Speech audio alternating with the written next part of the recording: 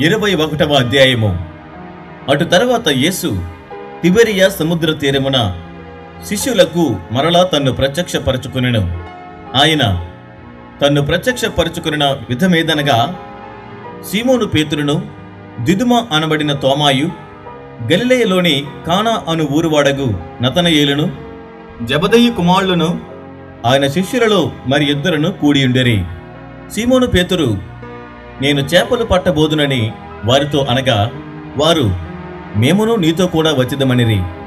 వారు వెళ్లి దోణి ఎక్కిరి, కాని ఆ రాత్రి ఏమీ పట్టలేదు. సూర్యోదయం మగుచుండగా యేసు ధరిని నిలిచెను. అయితే ఆయన యేసు అని శిష్యులు గుర్తుపట్టలేదు. యేసు, పిల్లలారా, భోజనమునకు మీ యొద్ద ఏమైనా ఉన్నదా అని వారిని అడుగగా, లేదని వారు ఆయనతో చెప్పిరి. అప్పుడు ఆయన, దోణె కుడి ప్రక్కను వల వేయుడి, మీకు దొరుకునని చెప్పాను. గనుక వారు అలాగు వేయగా చేపలు విస్తారముగా పడినందున వల లాగలేకపోయిరి. కాబట్టి యేసు ప్రేమించిన శిష్యుడు, ఆయన ప్రభు సుమి అని పేతురుతో చెప్పాను. ఆయన ప్రభు అని సీమోను పేతురు విని వస్త్రహీనుడై ఉన్నందున పైబట్ట వేసి సముద్రములో దుమికెను. దరి ఇంచుమించు 200 మూరల దూరమున్నందున తక్కిన శిష్యులు చేపలు గల వల లాగుచు ఆ చిన్న దోణిలో వచ్చిరి. వారు దిగి దరికి రాగానే అక్కడ నిప్పులను, వాటి మీద ఉంచబడిన చేపలను, రొట్టెయు కనబడెను. యేసు, మీరిప్పుడు పట్టిన చేపలలో కొన్ని తీసుకొని రండని వారితో చెప్పగా, సీమోను పేతురు దోణి ఎక్కి వలను దరికి లాగెను. అది 153 గొప్ప చేపలతో నిండియుండెను. చేపలు అంత విస్తారముగా పడినను వల పిగలలేదు. యేసు, రండి, భోజనము చేయుడని వారితో అనెను. ఆయన ప్రభువని వారికి తెలిసినందున, నీవెవడవని శిష్యులలో ఎవడను ఆయనను అడుగు తెగింపలేదు. యేసు వచ్చి ఆ రొట్టెను తీసుకొని వారికి పంచిపెట్టెను. అలాగే చేపలను కూడా పంచిపెట్టెను. యేసు మృతులలో నుండి లేచిన తరువాత శిష్యులకు ప్రత్యక్షమైనది ఇది 3వసారి.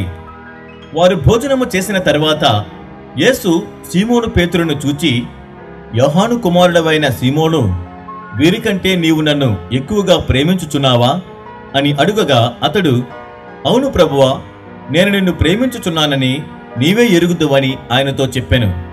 యేసు, నా గొర్రె పిల్లలను మేపుమని అతనితో చెప్పెను.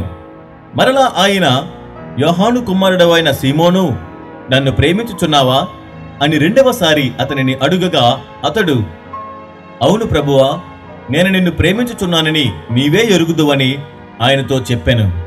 ఆయన, నా గొర్రెలను కాయుమని చెప్పెను.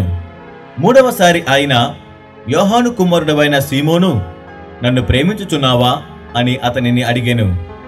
నన్ను ప్రేమించుచున్నావా అని 3వసారి తన్ను అడిగినందుకు పేతురు వ్యసనపడి, ప్రభువా, నీవు సమస్తము ఎరిగిన వాడవు, నిన్ను ప్రేమించుచున్నానని నీవే ఎరుగుదువని ఆయనతో చెప్పెను. యేసు, నా గొర్రెలను మేపుము.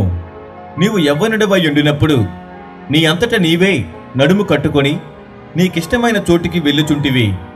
నీవు ముసలివాడవైనప్పుడు నీ చేతులు నీవు చాచుదువు, వేరొకడు నీ నడుము కట్టి నీకిష్టము కాని చోటికి నిన్ను మోసుకొని పోవునని నీతో నిశ్చయముగా చెప్పుచున్నానని అతనితో చెప్పెను. అతడు ఎట్టి మరణము వలన దేవుని మహిమపరచునో దాన్ని సూచించి ఆయన ఈ మాట చెప్పెను. ఇట్లు చెప్పి నన్ను వెంబడించమని అతనితో అనెను.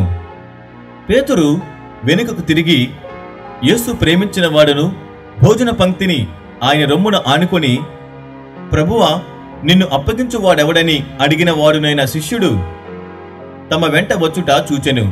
పేతురు అతనిని చూచి, ప్రభువా, ఇతని సంగతి ఏమగునని యేసును అడిగాను. యేసు, నేను వచ్చే వరకు అతడుండుట నాకిష్టమైతే అది నీకేమి? నీవు నన్ను వెంబడించుమనెను. కాబట్టి ఆ శిష్యుడు చావుడను మాట సహోదరులలో ప్రచురమాయెను. అయితే చావుడని యేసు అతనితో చెప్పలేదు గాని, నేను వచ్చే వరకు అతడుండుట నాకిష్టమైతే అది నీకేమని చెప్పాను. ఈ సంగతులను గూర్చి సాక్ష్యమిచ్చుచు, ఇవి వ్రాసిన శిష్యుడు ఇతడే, ఇతని సాక్ష్యము సత్యమని ఎరుగుదుము. యేసు చేసిన కార్యములు ఇంకను అనేకములు కలవు. వాటిలో ప్రతిదానిని వివరించి వ్రాసిన ఎడల అట్లు వ్రాయబడిన గ్రంథములకు భూలోకమైనను చాలదని నాకు తోచుచున్నది.